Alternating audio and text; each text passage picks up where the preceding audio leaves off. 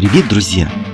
Публикуем эпизод боя украинского танка Леопард-24 из состава 155-й мехбригады армии Украины.